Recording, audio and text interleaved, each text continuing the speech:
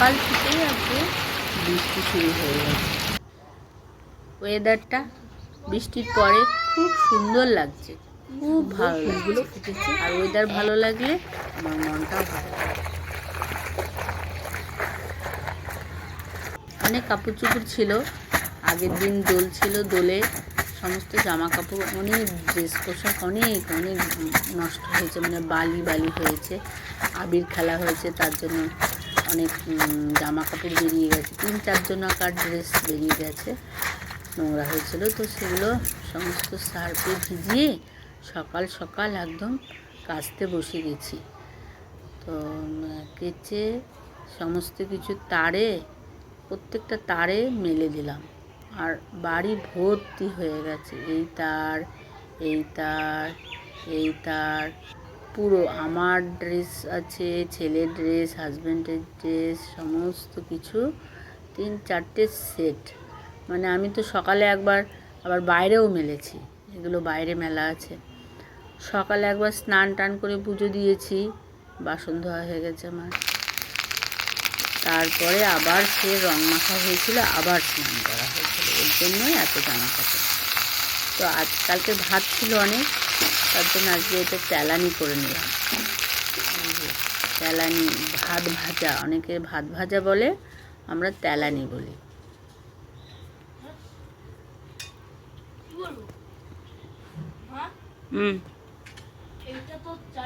আর যাবার রোদে বসেই খাচ্ছে, বলছে মা এটা তো ফ্রাইড রাইসের মতনই। এটা অ্যাকচুয়ালি একরকম ফ্রাইড রাইসই।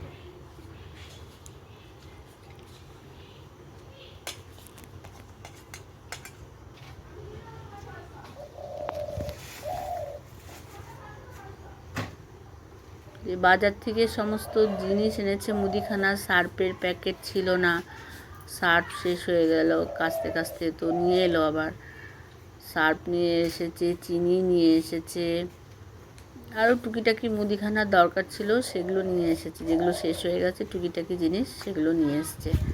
তো ওগুলো ওখানে রাখলাম, একটু পরে ওগুলো সব বোতলে ভরে দেবো। আর দেরিও হয়ে যাচ্ছে, তাড়াতাড়ি রান্নার জোগাড় করতে হবে। ব্রেকফাস্ট তো হয়েছে, ওই তেলানি ছিল, ভাত ছিল অনেক, ওগুলো তেলানি করে দিয়েছি, ওগুলো দুজনাতে খেয়েছে, বাবলাটাতে খেয়েছে।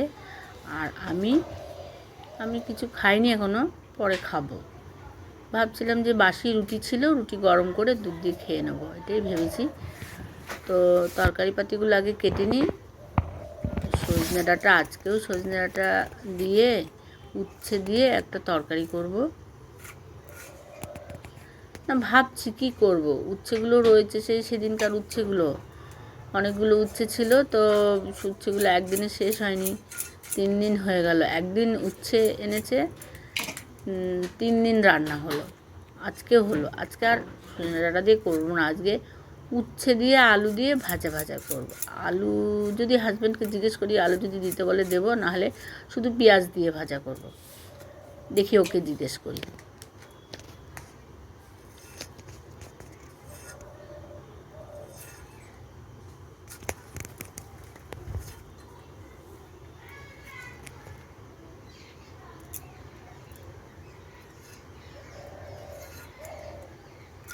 হাতটা এখনও মানে কাটা ঢুকে আছে, এখনও বেরোয়নি।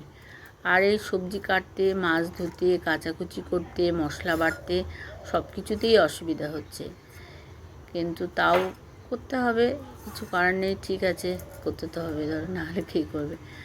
তো ওই সবজিগুলো কেটে নেব। একটুখানি অসুবিধা হচ্ছে, বুড়ো আঙুলটায় চাপ দিয়েই তো সবজি কাটতে হয়, তো তাও চাপ দিলে লাগছে, ব্যথা লাগছে, কাটাটা এখনও বেরোয়নি।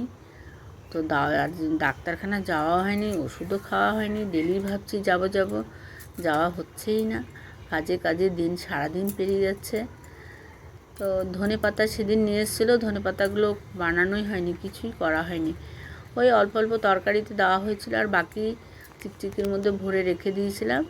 তো আজকে ভাবছি সব ধনে পাতাগুলো পেকে পেকেও যাচ্ছে, সমস্ত কিছুই আজকে পাতাগুলো নিয়ে নেব, নিয়ে পরে বাটা করব। ওই রসুন ভেজে, কালো জিরে ভেজে, কাঁচা লঙ্কা ভেজে, আর ধনে পাতাগুলো কুচি কুচি করে একটু কড়াইয়ে একটু নেড়ে নেব, নিয়ে এগুলো ভেজে নেব, ভেজে বাটবো আছে। আজকে ভেজে বাটা করব, অন্যদিন কাঁচা বাটা করি।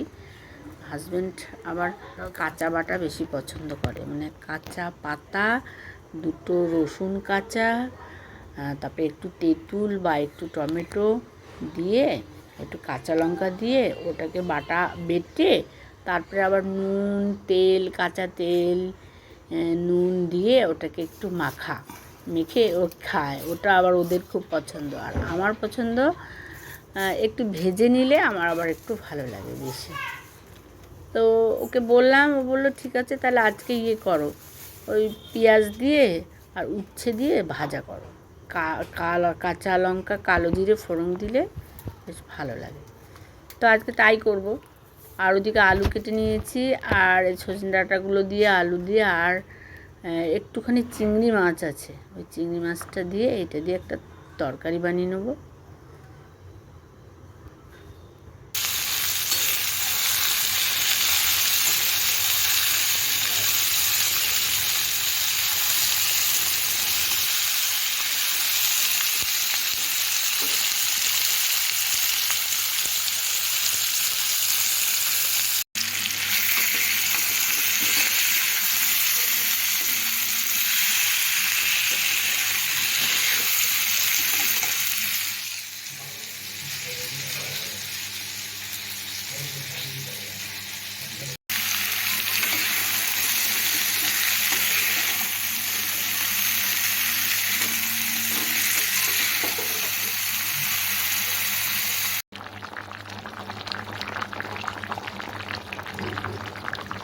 তরকারিটা হয়ে গেল। আর এখানে নিয়েছি লঙ্কা ভেজে নিয়েছি, অল্প রসুন ভেজে নিয়েছি, কালো জিরে ভেজে নিয়েছি, আর এই ধনে পাতাগুলো একটু সেদ্ধ করে একটু ভাজা ভাজা করে নিয়েছি, দিয়ে এটা বাটা করব।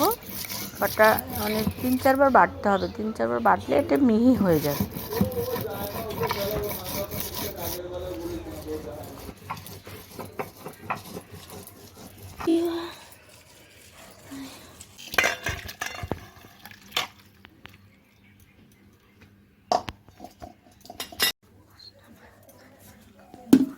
আজকে রান্না এটা ধনেপাতা বাটা, এটা তো চিংড়ি আলু দিয়ে ডাঁটা দিয়ে তরকারি, আর এটা উচ্ছে আলু ভাজা। বস